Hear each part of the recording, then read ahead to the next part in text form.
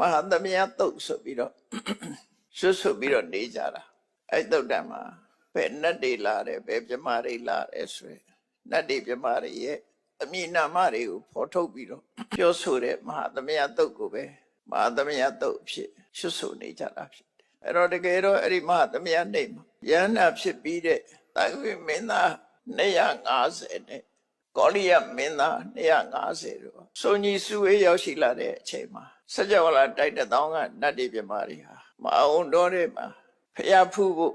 ယန္နာတွေကိုဖူးတွေ့ဖို့ဆိုပြီးတရားနာဖို့ရောက်ရှိလာကြတာဘယ်နှမပြရတယ်အမေတမြားလာတဲ့နတ်တွေရဲ့ပေါင်းစုံမှုကိုအကြောင်းပြုပြီးမဟာသမယလို့ခေါ်တာများစွာသောနတ်တွေပြမတွေဟာစုပေါင်းရောက်ရှိလာအဲ့ဒါလောက်များတာအမေတမရှားတယ်ပေါ့အဲ့ဒီမှာမြတ်စွာဘုရားဟောတဲ့တရားကလူသားအနေနဲ့ကယဟန္တာ900တောထဲမှာဟောတာဖြစ်တော့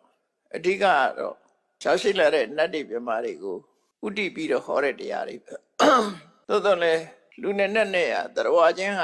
နိစ္စပြီးဆက်နွယ်နေတာဖြစ်တော့ကြောင့်လူပြည်မှာဟောတဲ့တရားမျိုးလိုပဲဟောကြတာပဲဟောကြတယ်ဆိုတာတွေးချရတယ်ပေါ့နော်